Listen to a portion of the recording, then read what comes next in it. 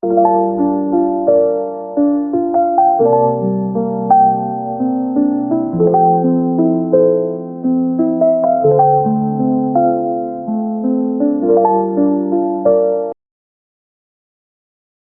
ton esprit est toujours fatigué, ce n'est pas parce que ta vie est dure, c'est parce que tu n'es presque jamais ici.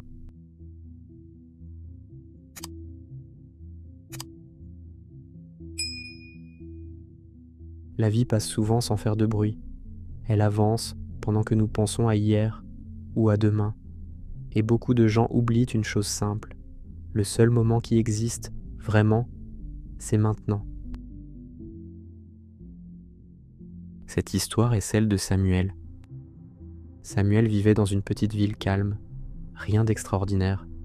Les journées se ressemblaient. Il était gentil, il aidait quand il le pouvait. Mais à l'intérieur, il était épuisé, pas fatigué du corps, fatigué de l'esprit. Chaque matin, il pensait à ce qu'il devait faire plus tard, chaque soir à ce qu'il aurait dû faire avant. Son corps était là, mais son esprit toujours ailleurs. Un jour, Samuel reçut une lettre simple.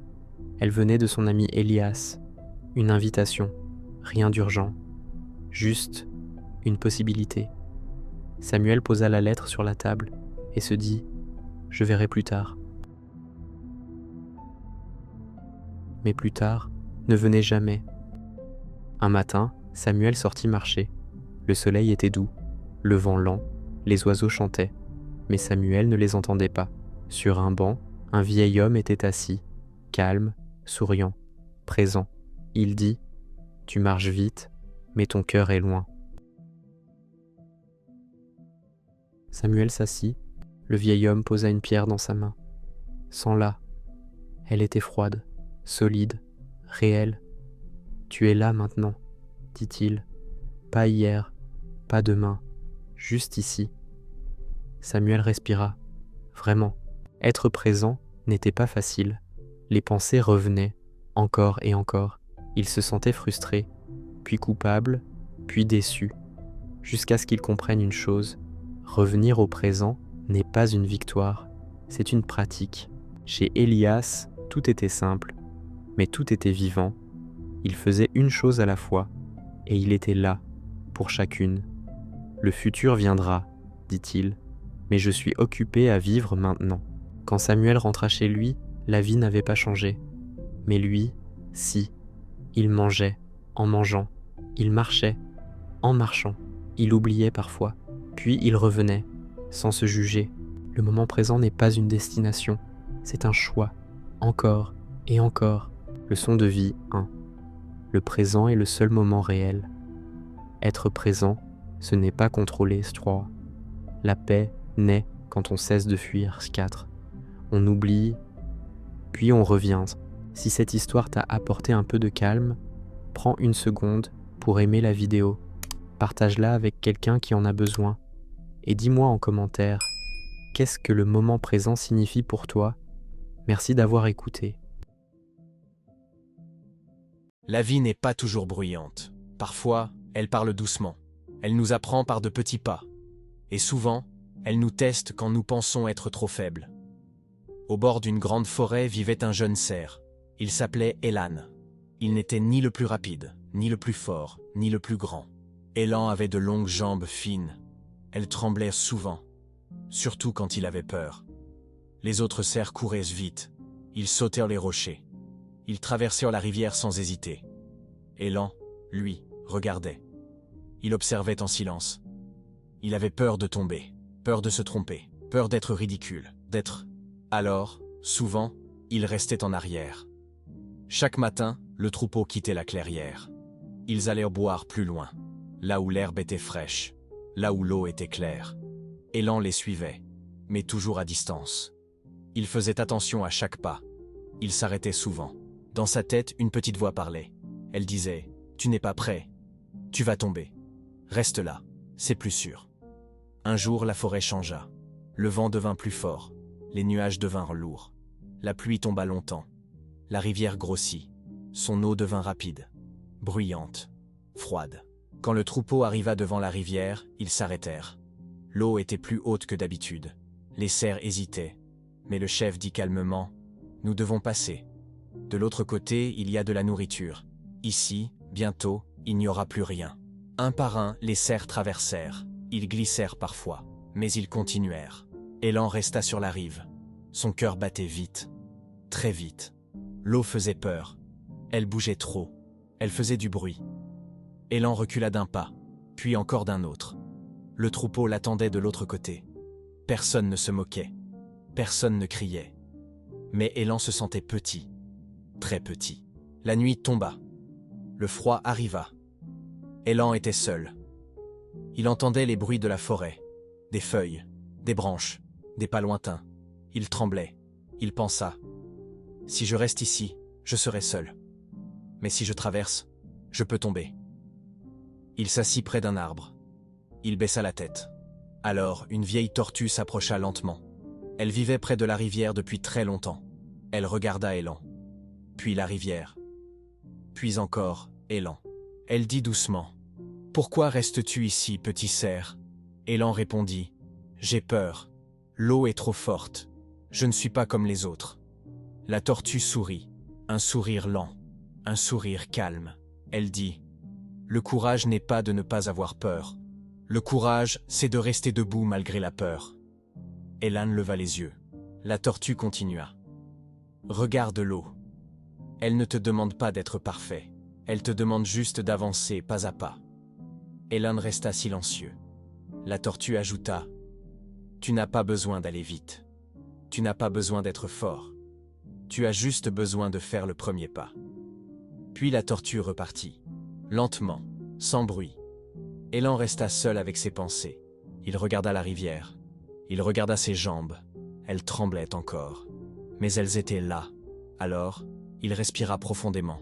Une fois, 2 fois. Il avança un sabot dans l'eau. Elle était froide. Mais il ne tomba pas. Il posa le second. L'eau montait. Son cœur battait fort. Il voulait reculer. Mais il se rappela les mots de la tortue. Pas à pas. Il avançait lentement, très lentement.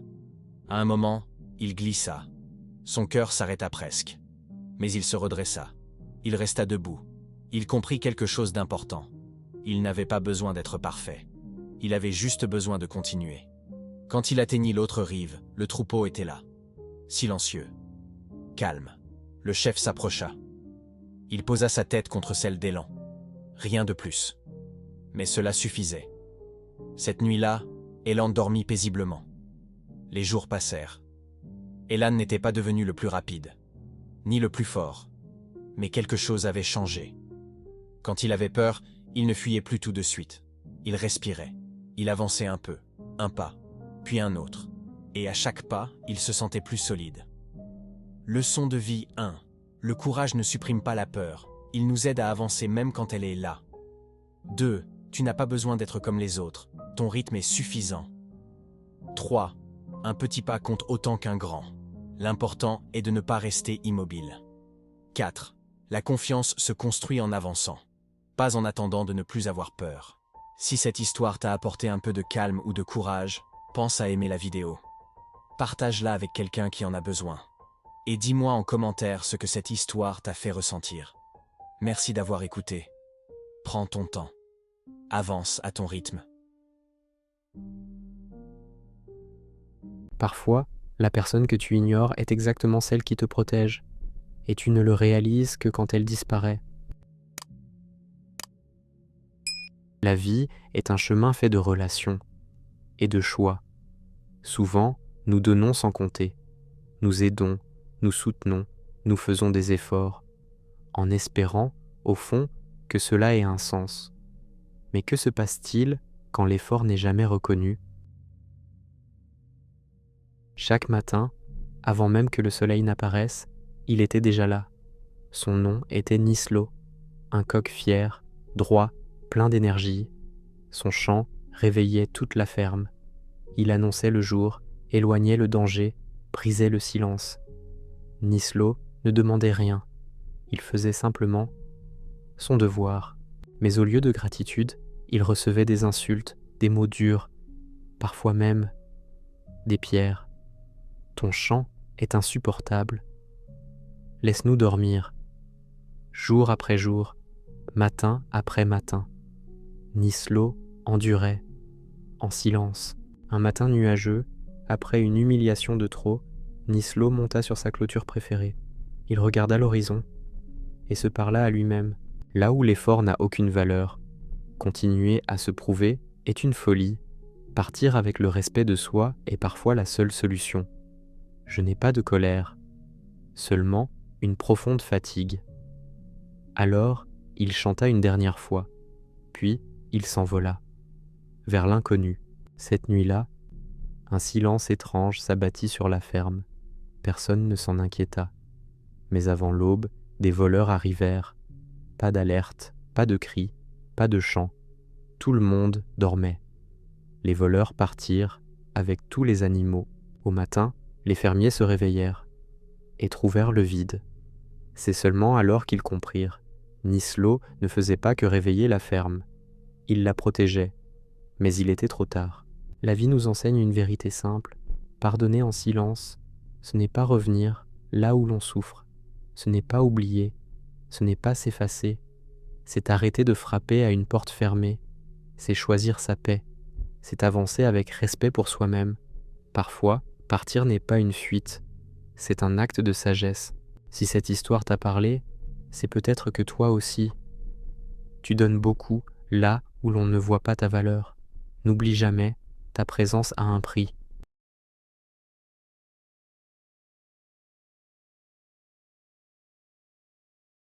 Et si je te disais que la plus grande erreur de ta vie, ce n'est pas d'avoir échoué, mais d'être resté trop longtemps là où tu te trouves en ce moment? Cette histoire va peut-être te déranger. Mais si tu restes jusqu'à la fin, elle pourrait te libérer. Il y a des histoires qu'on n'oublie pas parce qu'elles sont spectaculaires, mais parce qu'elles nous ressemblent trop. Aujourd'hui, je vais te raconter l'histoire de Nora. Ce n'est pas une héroïne célèbre, ce n'est pas une reine, ce n'est pas une gagnante, c'est quelqu'un de simple, quelqu'un qui attend, peut-être, quelqu'un comme toi. Au coin d'une ruelle négligée, presque oubliée, vivait une artisane nommée Nora. La rue était étroite, les murs étaient sales, les gens passaient vite, sans regarder. Nora survivait comme elle pouvait, pas vraiment en train de vivre, plutôt en train de tenir. Chaque jour, elle fabriquait des objets avec ses mains, des choses simples, mais faites avec soin. Elle y mettait du temps, elle y mettait du cœur, mais ce n'était jamais assez. Elle vendait juste ce qu'il fallait pour manger, juste assez pour repousser les dettes, juste assez pour recommencer le lendemain. Chaque matin, Nora s'asseyait devant une boutique élégante, une belle boutique, propre, lumineuse. Devant la porte, elle posait ses créations. À côté d'elle, un panier vide. Et chaque jour, elle attendait. Elle n'attendait pas seulement un client, elle attendait une reconnaissance, un regard, un signe. Elle se disait, aujourd'hui peut-être, quelqu'un va voir ce que je vaux.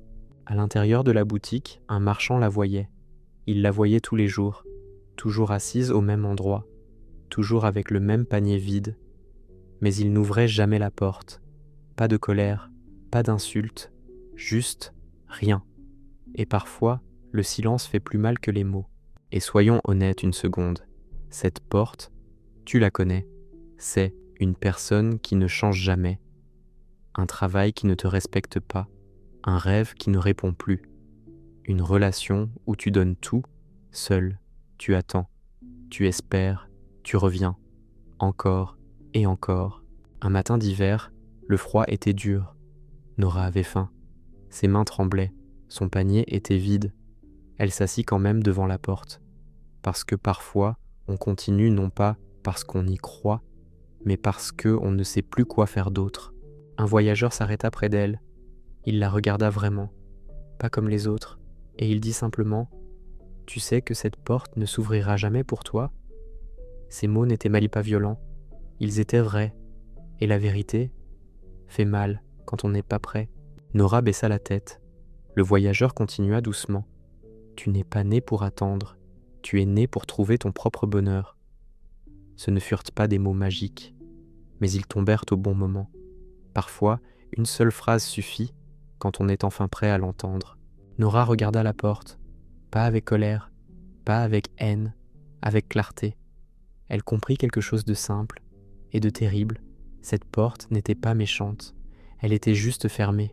Nora se leva, lentement. Elle prit son panier, elle regarda une dernière fois, et elle partit dans la direction opposée, pas en courant, pas en pleurant, mais décidée. Frapper encore et encore à une porte fermée fatigue l'âme. Ça ne te rend pas plus fort, ça te rend plus vide. Le pardon, parfois, ce n'est pas rester, c'est partir sans faire de bruit. Pose-toi cette question, honnêtement. Devant quelle porte es-tu assis depuis trop longtemps? Et surtout, qu'est-ce que tu pourrais devenir si tu te levais aujourd'hui? Nora n'a pas trouvé le bonheur ce jour-là, mais elle a trouvé quelque chose de plus important, le respect d'elle-même. Et parfois, c'est le vrai début de tout. Si cette histoire t'a parlé, ce n'est pas un hasard. Partage-la à quelqu'un qui attend encore devant la mauvaise porte. Et rappelle-toi, tu n'es pas né pour attendre, tu es né pour avancer.